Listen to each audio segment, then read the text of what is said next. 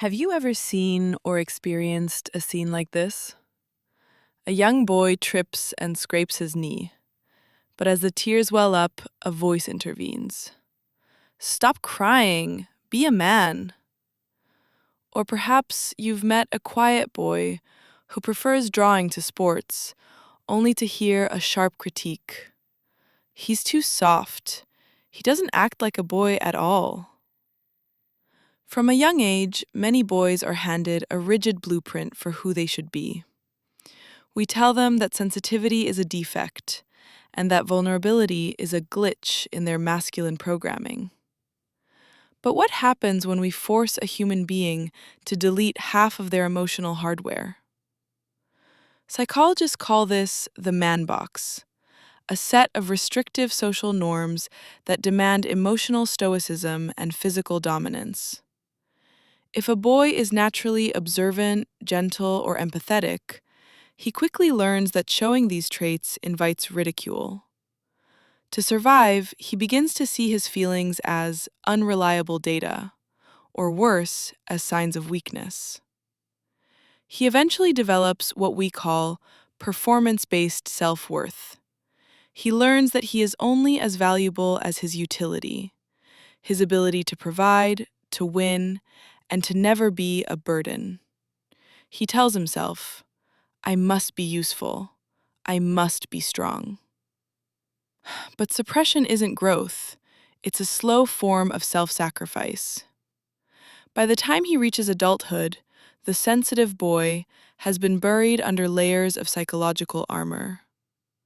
Psychologist Joseph Pleck describes this as a socialized traumatic process. When men are conditioned to lose touch with their internal world, it doesn't make the pain disappear.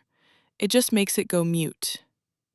This often leads to a unique phenomenon known as male depression. Unlike the typical symptoms of sadness or hopelessness, depression in men may manifest as irritability, impulsive risk-taking, or extreme workaholism.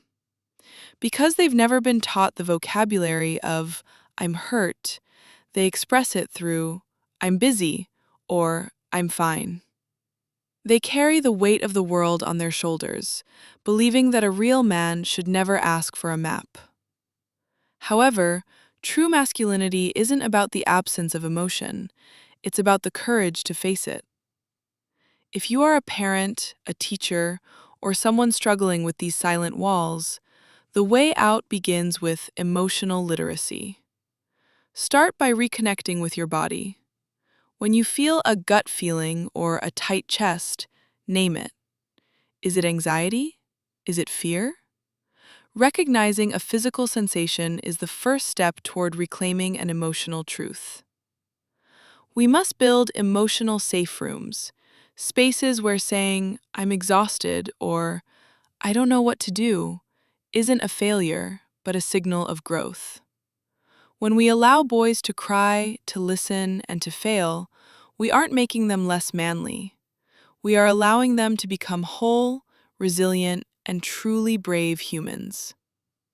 Whether you are a man or a woman, you should not be defined by a narrow checklist of traits. We are all more than the gender roles we were assigned at birth.